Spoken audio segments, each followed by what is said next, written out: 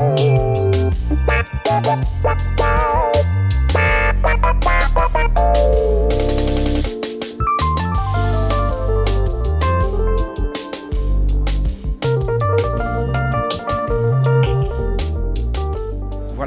Bonsoir. Bonjour à tous. Bonjour. Bonjour. Nous sommes au NAMM, Bien au sûr. NAMM 2022. Et je suis avec Julian. Hey. Bonjour Julian. Yeah, there's a lot of noise. Huh? There's a Beaucoup de lot. bruit. Beaucoup de bruit. We were supposed to have a place which was quiet. We were supposed to be, in a nice environment with microphones and everything. But we got a table which is super messy with stuff which is not plugged in, no Right. power, no nothing. And I have a really cool microphone. Yeah. C'est très chouette ça. Très très chouette. Très chouette. Julian, merci. Thank you very Merci. much for being with me today. So I admire a lot what you do for many, many reasons. And I'm going to tell you why.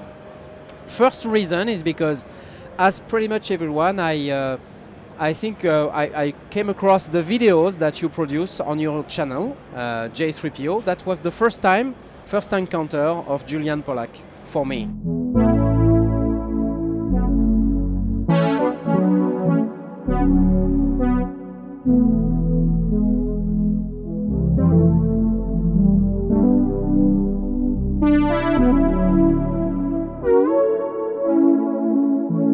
And then, digging it a little bit, I discovered that, I knew you were a great musician because what you produce on your videos not only is very well produced video-wise, but musical-wise, it's like crazy, It's fantastic, yeah. So, but the thing I have also noticed is that, and I didn't know that, you are also keyboardist for Marcus Miller now. Yes, I am. That's incredible. Yeah.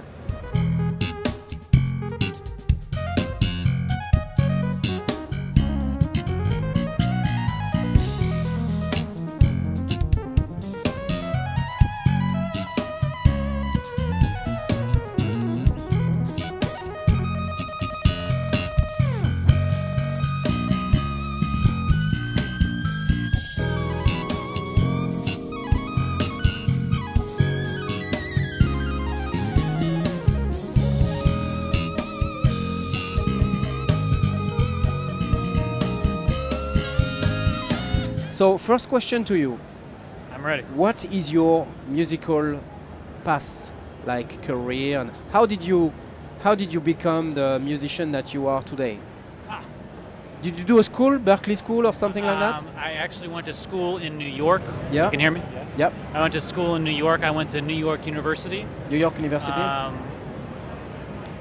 was supposed to go to Berkeley. I had a full ride, but there was a few things that within my family just didn't work out for me going to Berkeley. Okay. Oddly enough. So I ended up at NYU, which was also great. Yeah. And I'd say, try to sum up quickly how I'm here today. My parents are musicians. Okay. And I owe a lot to them for my upbringing and all the kind of training. And I had also the great opportunity when I was a young kid to attend some really great schools that really nourished music, namely the Crowden School in Berkeley, California, and then also Berkeley High School, which has and continues to have an amazing jazz program. Yeah. So in terms of education, I really feel like I was very fortunate to be in a place where there was great education. And then obviously going to New York, I'd say in terms of becoming who I am today, that all began after school. Okay. And you hear this time and time again with musicians who go to school, but it's once they get out of school and they enter the real world, that's when they really start developing their own thing, becoming who they're going to be. And I'd say being in New York City and meeting various musicians, I'd say from my kind of genesis, having a really strong jazz background and classical music as well, and then combined with my love for popular styles of music like hip hop, even electronic and EDM and all this stuff. When I got out of school, I started hanging out with that crowd. And I found some people who really influenced me and kind of brought up the second half of, you know, is what I do now. Okay. So, yeah, I hope that answers the question. Yeah, well, that's clear. I think what interests me as well is how did you come up with the endorsement at NAMM, Oberheim. I saw you on the groove synthesis video as well. I don't know how this happened, but I would be interested to know how it happened.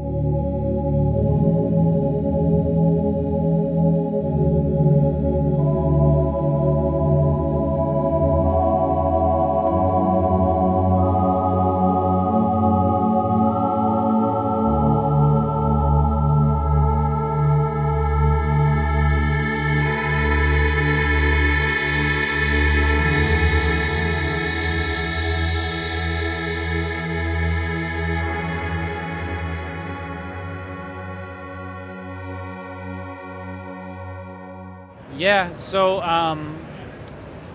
what's interesting is like Nord, that's a separate thing, but Oberheim, sequential, and now also groove synthesis, there's a lot of the same people working on that. As a matter of fact, Oberheim is basically part of sequential.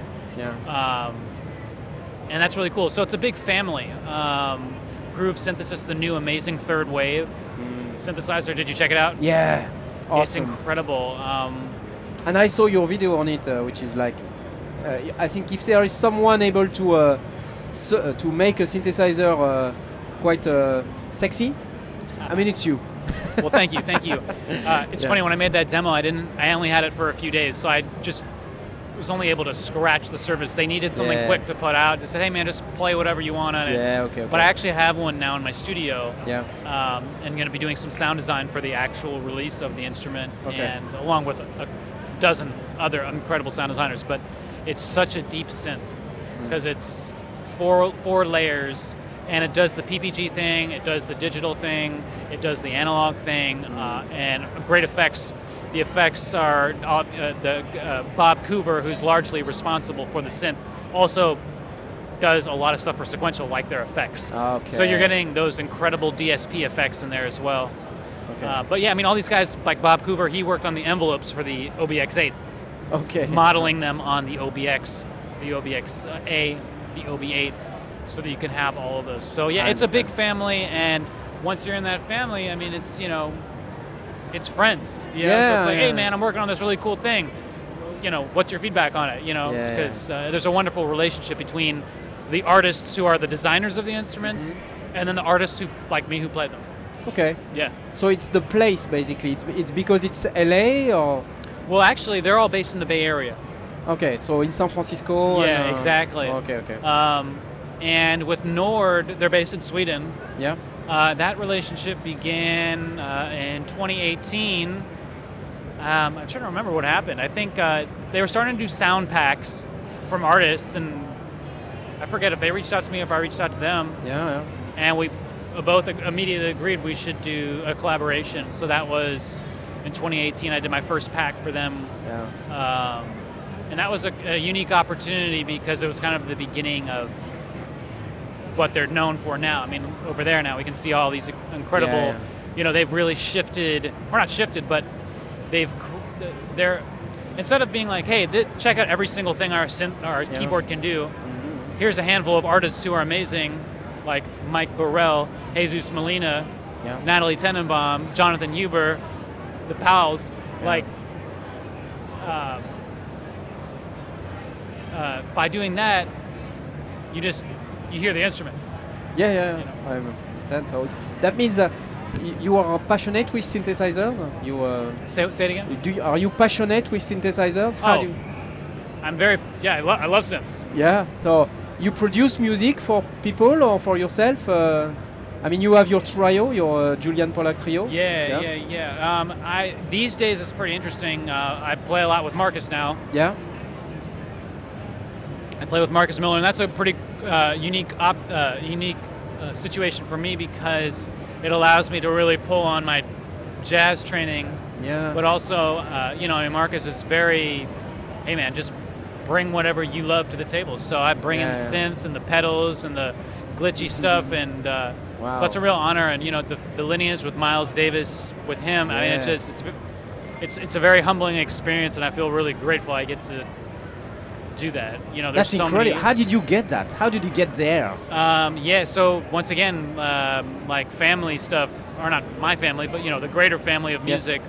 Yes. I was playing with these musicians in New York, who I was just saying earlier in terms of my influence, the Lesson GK. That's a improv, hip hop, neo soul, progressive soul ensemble. We were playing in New York every week, big jam session, and Brett Williams, who was playing keyboards with Marcus for about 5 years, is a friend, and not only that, he recommended me for the Marcus gig. Wow. So, you know, I mean, that's, I think for everybody out there, it's important to know that, you know, you have to be good, you have to practice, blah, blah, blah, but it's, you know, the social part of this business is incredibly important. It's you How know, long do you practice per day? per day? Yeah.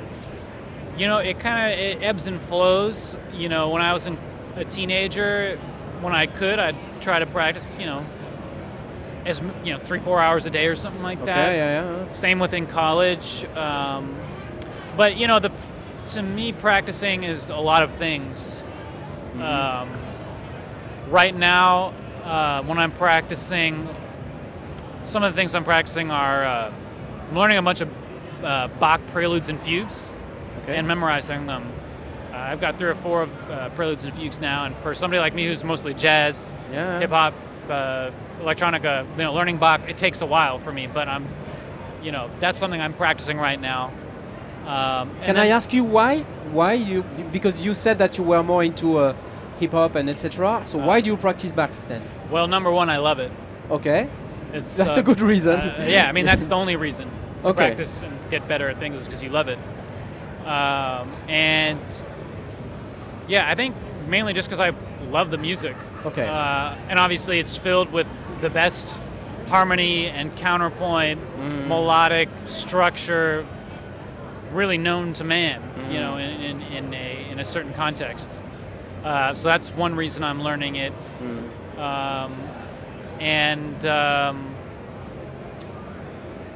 In terms of other practice, you know, I'll practice things here and there. I'll learn a new standard, jazz standard. I'll transcribe bits and pieces of things I like, and I'll take those around the keys. You know, always trying to search for new stuff or revisit things. Like recently, I revisited a couple things I transcribed earlier in my life, like a transcription of Brad Meldau's "All the Things You Are." I was working on that for a while because that's kind of like one of those nodes in not only jazz history but also jazz piano history that, you know, the game was changed. You know, I mean, things don't change in one moment, but sometimes we, you know, like you look at Giant Steps by John Coltrane. That was a moment where things really changed. Headhunters, Herbie Hancock. That was the moment things changed. And then in all these other various subgenres of jazz, things changed. But so that's something. And also, what else have I been working on? Give me a minute to think. That's okay. With synthesis, you know, like I'll hear records and I'll transcribe sounds. Yeah, you're trying to reproduce sounds. All the time, man. There's a band called The Midnight. I don't know if you've heard of these guys. No. Synthwave band. They're sick. I mean, it's totally, you know, it's got the 80s and 90s nostalgia on Swole. And they're so funky too.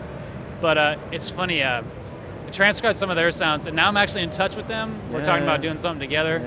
And it's just funny because, like, their keyboardist bought my pack of sounds for the OB6. Oh, wow. But I modeled some of those sounds on sounds they already had. So, oh, wow, that's kind of a circle. And the reason I tell you that story is because it's so, you know, like you transcribe a sound, but it's never going to be 100% the same, and the way you use it might be different. So, but by trying to recreate a sound that you hear, it's just like when you transcribe or learn something as essential as Charlie Parker language on the piano. You know, you learn that and then you assimilate it into your own ethos. So to me, the next step besides melody, rhythm, and harmony is sound. Yeah. Transcribe sound. That's very interesting. So, and do you, with the Marcus Miller band and the networking that you do now between jazz musicians, famous jazz musicians, do you get in touch with other jazz musicians? Like you are talking about Herbie Hancock, for instance. Is that something that you are seeking? Yeah, I mean, what's also interesting, like I was just saying with the synth companies, like Sequential Oberheim, yeah. In the jazz community, it's the same thing. You know, once you're kind of in that circuit, you know, like when I'm with Marcus, we're always traveling. We're just always seeing other jazz musicians. Who are on tour. All the ones that you can name. We're on, tour. We're running into Robert Glasper. We're running into Jose James. We're running into Christian Scott. We're running into, name after name after name. So.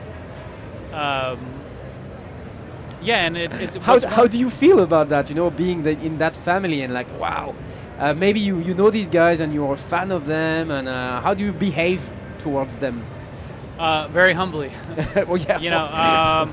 It's what's cool is to remember is that everybody's just a person. Yeah. So within the community, we've got people who are really nice. We've got people who are really energetic. We got people who are really crazy. Yeah. You got people who are kind of keep to themselves. But in general, things have definitely opened up for me over the past few years with all of these connections.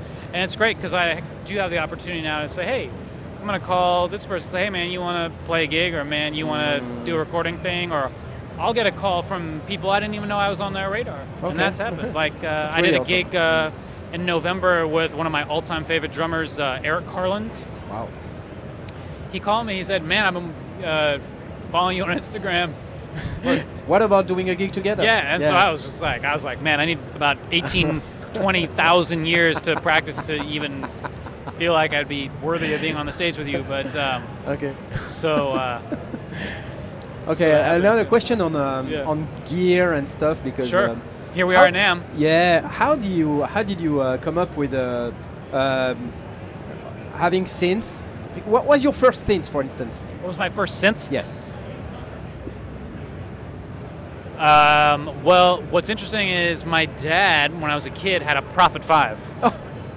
But I was very young, and then it was stolen. Wow. And it was really sad. It was stolen from our house, so we had a really bad break-in. Yeah. And so yeah, that was. I remember the way the Prophet 5 looked. I could see it in a studio with those knobs.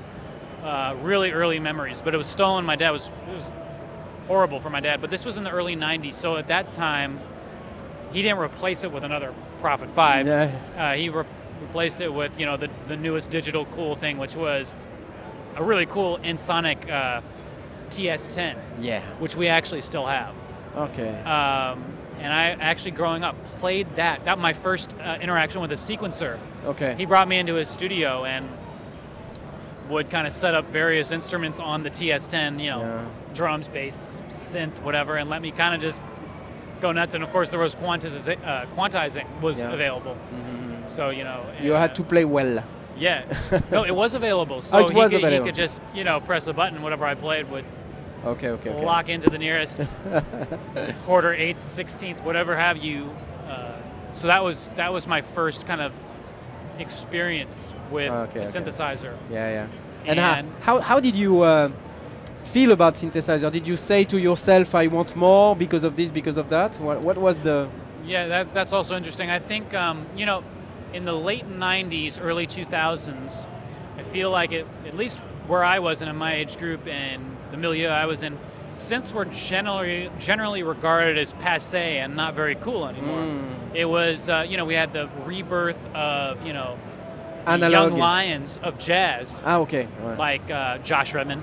Yeah, and with a Josh Redman quartet, each instrumentalist, Brad Meldau, Christian McBride, and Brian Blade, that kind of set the standard for us, at least growing up. It was like, wow, okay, you got to get good at playing, more traditional forms of music.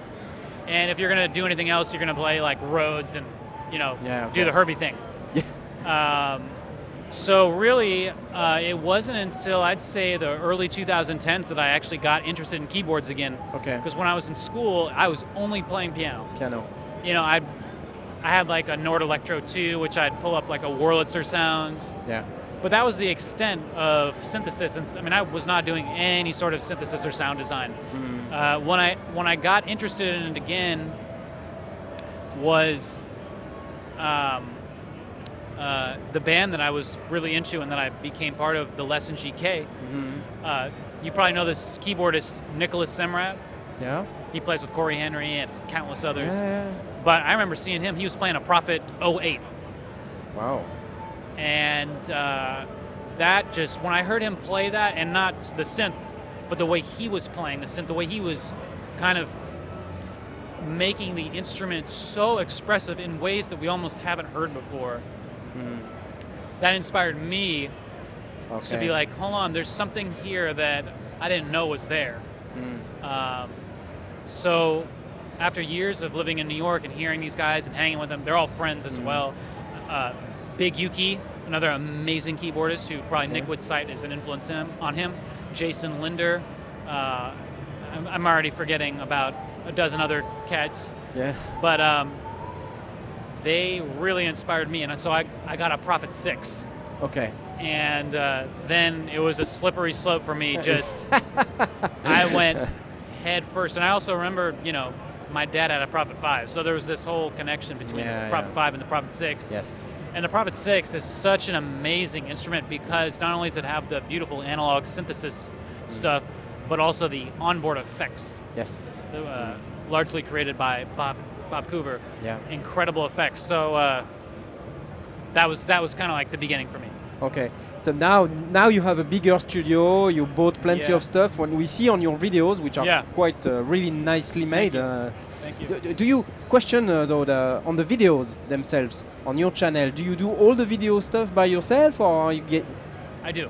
Yeah, my wife helps me with certain things, like when there's moving angles. My wife Emily Herdeman is an artist and designer and photographer. Okay. So and she taught me a lot about, you know, like stuff with color grading and just how to set up the shot. You know, because that was the biggest thing. I didn't realize that half the battle, or more than half the battle for video, is setting up the shot and getting good lighting. And it's amazing, the quality of the vid on your channel. It's really good. Man. I think I remember on the early videos, they were already incredible in terms of quality. Thank you know, depth of field, lighting, the shot itself, how it is composed and everything. So congratulations for that. Thank you. I know it's a difficult affair. Yes, yeah. I mean, we're living in a time now where, you know, being able to video yourself. Yes. It's such a part of our medium now. Exactly. And there can be a very, very dark component to that. You know, people will say, oh, this person's just an Instagram musician, or this person's just a YouTuber. You know, it's kind of a derogatory, you know, term. But I think the positive side of it is that it allows for an experience that we haven't been able to have in the past. You know, like even what we're doing here right now, this is incredible that, you know, we can bring these experiences to so many people who just might not have the time to come to NAMM and sit here and listen to us talk, or listen to us jam out on the booth in the booth over there. And so I think being able also to see the musicians that you love play, and also not just when the album comes out, but see, oh, this person is working on an idea. I like this idea. Like for me, a lot of my Instagram videos sometimes turn into tunes that'll go on a record. Just because I'm like, I actually really like that video, and more importantly, what I like about making beats and little clips for Instagram is that I have a kind of feeling of I don't care about this. And by not caring, I mean I'm not going to sit there and fuss with the mix forever. I'm not going to think about the form of the song. It's just an idea, and it allows me to get the idea out really quickly without a bunch of inhibition, or with inhibition, whatever. Yeah, you know what I'm trying to say. I understand perfectly. Yeah. So I feel like for a lot of us creators, it's a really great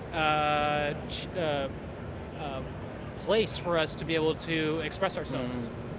that's interesting because you're, instead of what the others are doing, you know, being first social influencer and then trying to grow up as a musician, you were an accomplished musician already, but going the other way.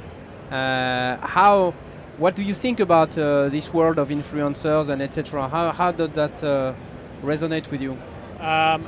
You're asking me just what as a, you know, as an influencer now, because you became an influencer, right. you know. Yeah, you were an accomplished musician, you're still an accomplished musician, but now you became an influencer. Yeah. What you see of this world, what did you expect entering this world? Did you expect anything first by entering the influencer world? I mean, I never set out to be an to influencer. Do this. Okay. Like, you just became, you know, per se, the person that now influences many synth nerds and making people buy synths. Yeah, I mean, honestly, I mean, it was pretty unintentional. I mean, I started my Instagram account because I was trying to push another project of mine where I was playing Talkbox, which I still do, but let's just say that project didn't accomplish for me what I wanted to do artistically, like just being a Talkbox player. It was a period for me, and I think I'd like to say any young artist out there, let whatever you love take over you, because you can't. The only way to get over something is through it. Don't, you know, like trying to go to the side, like, oh, I shouldn't imitate this person, or I shouldn't be doing this thing. Because I always have those demons on my shoulder telling me that. But I know that you just got to go through it, you know. But anyway, what I was trying to say is that I started my Instagram account to the I am J3PO. J3PO was the name I had for the Talkbox persona. Okay. But it ended up haunting me and coming. Now that is who I am as a keyboardist, which that was never the intention. Okay. What does that mean, by the way, J3PO? So it's just a stupid nickname that my friends would call me. Okay. And it's actually my initials for my name. J for Julian, 3 is a W on its side. Okay. My middle name is Waterfall. Okay. My mom's maiden name. I know a lot of people are like, is your mom a Okay. hippie? I'm like, yes, she is a hippie, but it just happens to be. It's a Swiss-German name, Wasserfall, Waterfall. And my last name, Pollack, P-O, so J3PO. Okay. And then the whole idea was that with the Talkbox, it was kind of like a Star Wars singing droid, you know? Yeah, like, okay. It was all really silly, but sometimes silly things stick. I understand. So, but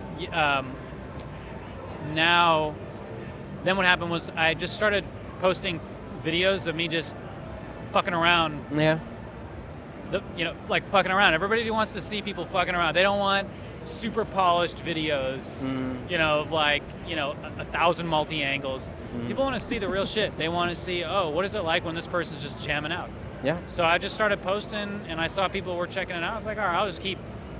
This is an avenue for me to express myself and perhaps get some connections or whatever. Yeah. And so I just kept doing it, and that's what turned into this. Really, really cool. Yeah. And did that become a business then? Because, you know, as an influencer, even though, you know, it was not intended to become this, influencers generally, they have deals with brands and etc. So how do you see yourself in that business of... Yeah, I mean... There's definitely some perks with being an influencer, or as we can say, synthfluencer, if you want to call it that. But it's, more importantly, it's allowed me to develop relationships with these companies and other artists. And the relationships to me are more important than, like, if I get free gear or something like that. You know, to me, working with the companies is more of a partnership rather than like, what can I get out of this? You know, like I've chosen like Nord, and I've chosen the sequential crew as, you know, as the people I want to work with. I just don't have time to work with other brands, and not because I've signed some contract. You know, I'm always open to it, but it just, you know, like with Nord, they'll show me something new they're working on, and I'll say, okay, that's cool, but what if you tried it like this? Or like, you know, with Sequential and Oberheim, it's the sound design thing. And, you know, obviously I get hired to do certain things, so that's great. And, you know, but as an influencer, we can even call it that, you know, I don't know, you know. Well, I think what's more important is the message that you bring to people is that just do what you love, and that's it, and whatever happens. And but I understand. The music is the most important part. The music is the most important part. Yeah. Speaking about music, thanks for the transition, by the way. You have a trio.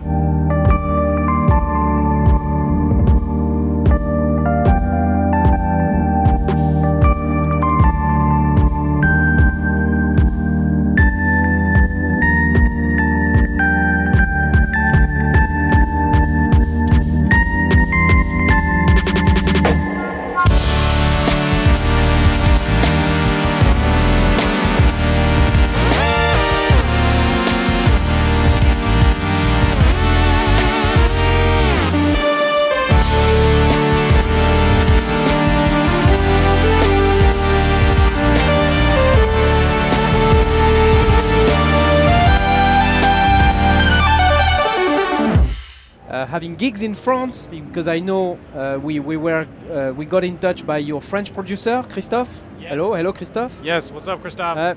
Thank you, merci. So can you tell me about this band that you have? Yeah, sure. So when we were in Europe the last time, which was just very briefly, I was playing with Lenny the Ox Reese, who's an incredible drummer, and Antoine Katz on bass, an incredible bassist.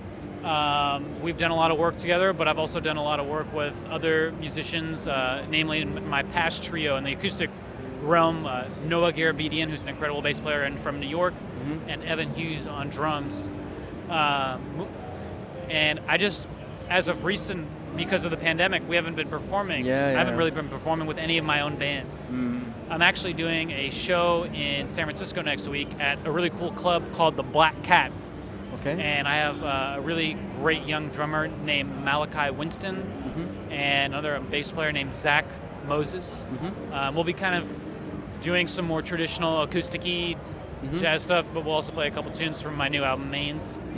But I'm also working on a lot of new music right now, which I'll probably be recording in August.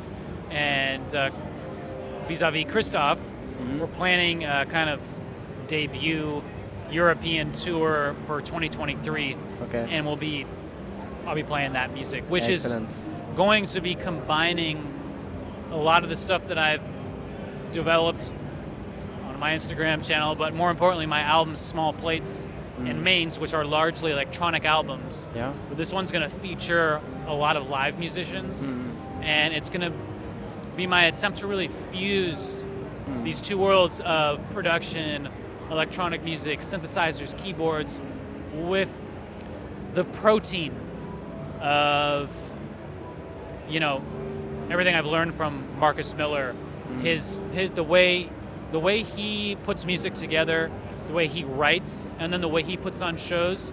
That's been such a huge learning process for me, and it's been really incredible to be on the inside of that and see how it works.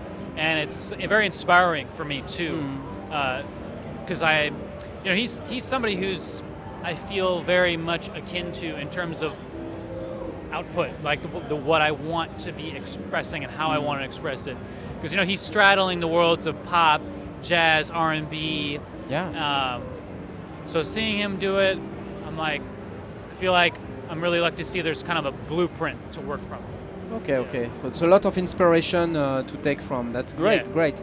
And that's a lot of things actually, because what is your typical day? Because you work on music, of course. You just told me you have to practice at some point.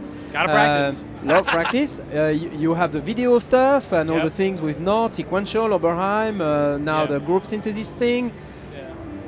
How long does that take, all this? It's a lot of things.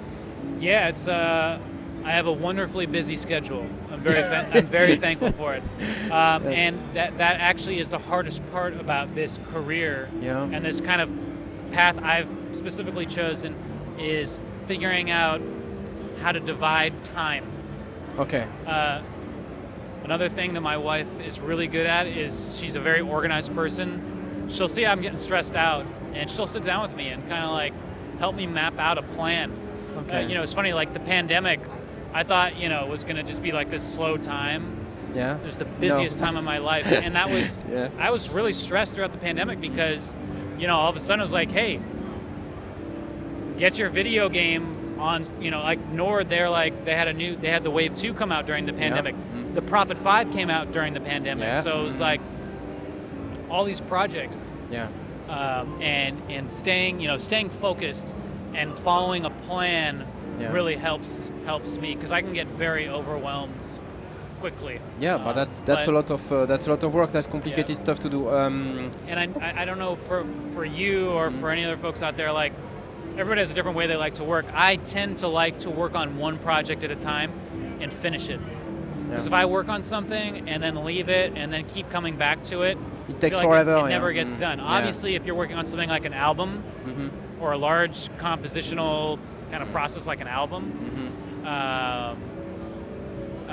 you know, there does need to be time to come back. Yeah. But, you know, like if I'm making a video or something like that, whether it's just a beat on Instagram or if I'm doing like a tutorial series, I like to block out the time and just fully dive into it.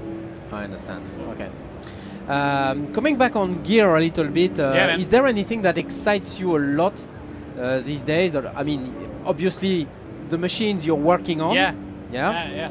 But what else is really on your radar? I mean, I'm not asking you about typical brands or stuff, but the kind of machines that attract you. Yeah, so I feel really lucky that I get to work with pretty much all the ones you like. that I always, you know, like dreamed of working with. Yeah, I mean, it's pretty much every brand, and like I just started working not too long ago, like with Red Panda Labs. They make the Tensor Pedal, which is absolutely my favorite pedal. It's so rad, and to me, that pedal is an instrument into itself. When I incorporate it, you know, like. I always bring it when I'm out with Marcus. I play it on my own stuff. I play it with the Lesson GK. And that's a cool pedal because you interact with it. So, and for me, I am very interested in two things. Either a piece of equipment that allows me to interact with it heavily and be expressive through it.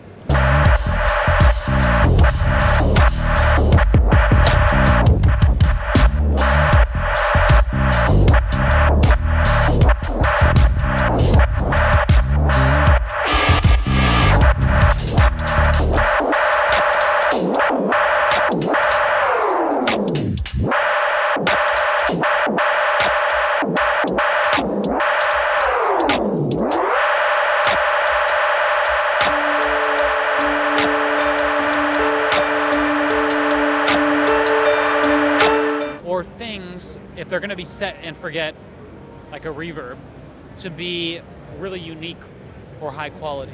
Okay. You know, so those are the types of things that really excite me.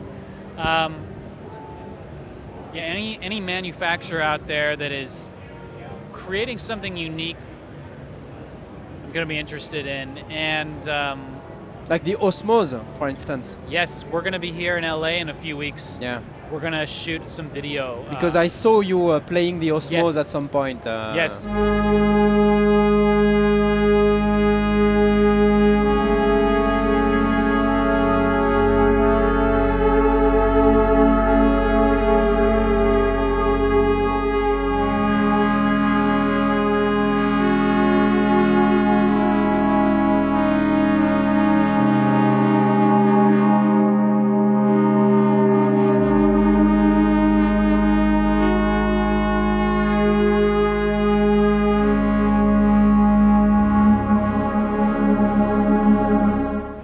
Osmose at my house on Monday.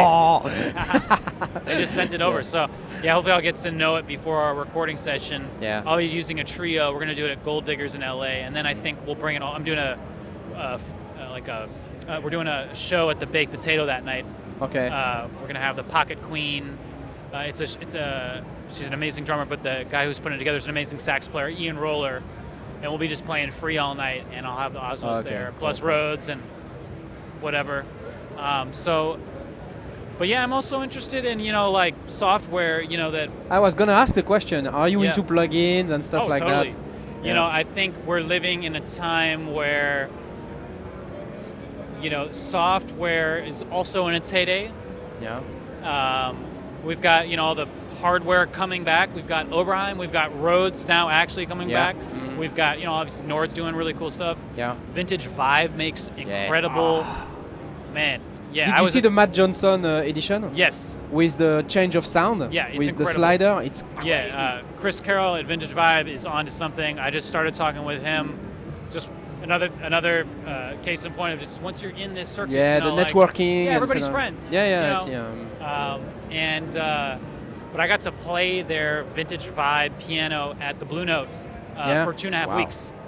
Nice. When I was in New York with Marcus, we had a residency there, and I was playing it every night. And all I can say is it's sick.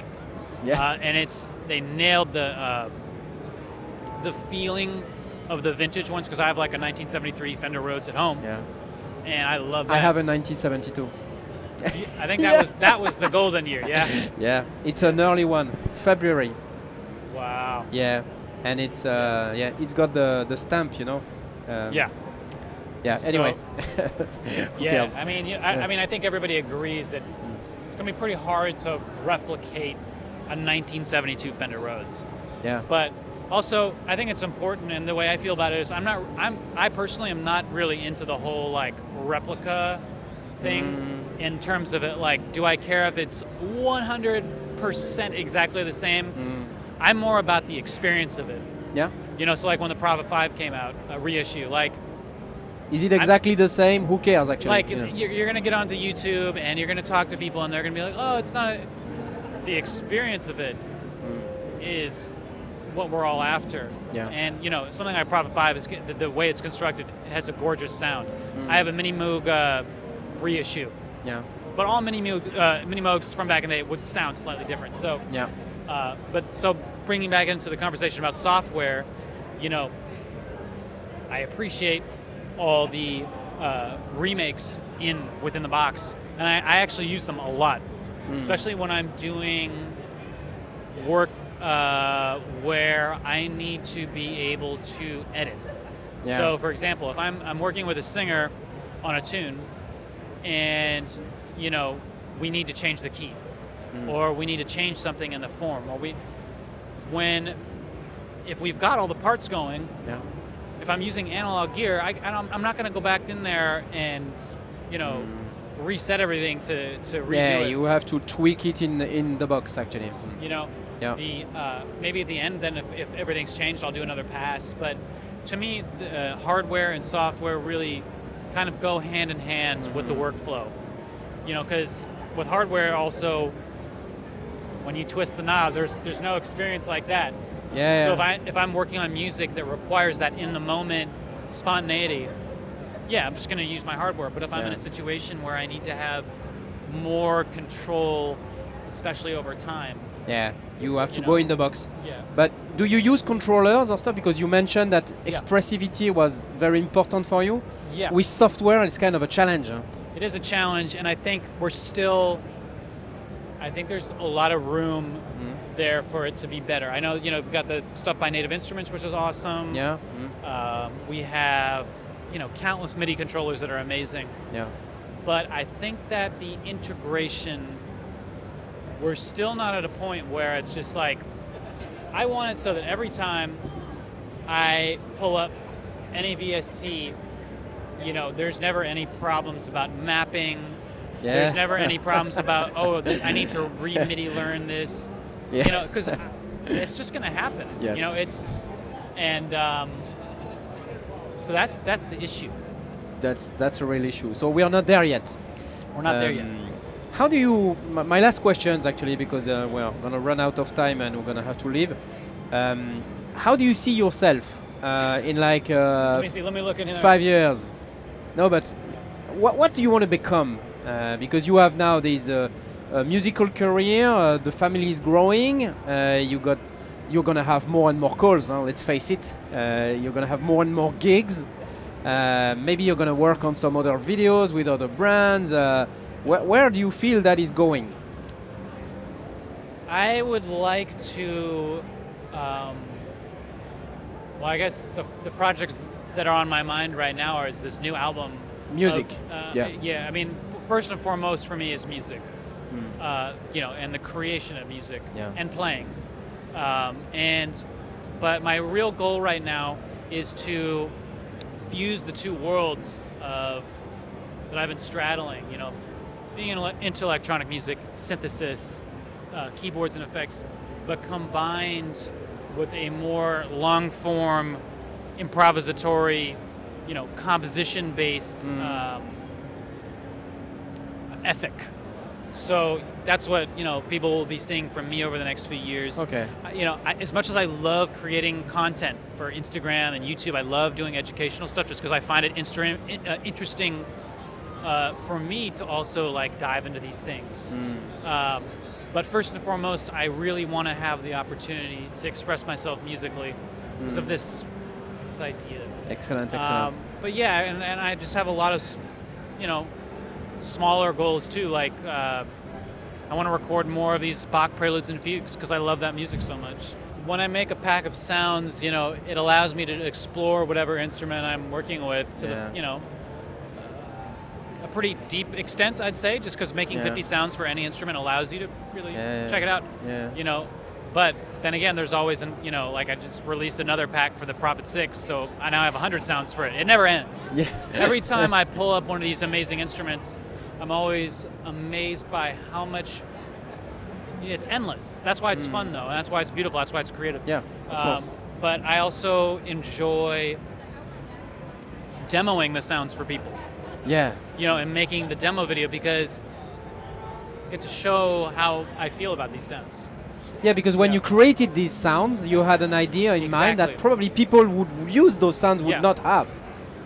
Right, and I don't know if you've ever had the experience of going up to a keyboard or a synthesizer and playing presets and being like, what is the point of this sound? Yeah. At least that's how I used to be. Yeah. And now, with the ability to show you, hey, this is an idea of how you could use it. Yeah, okay.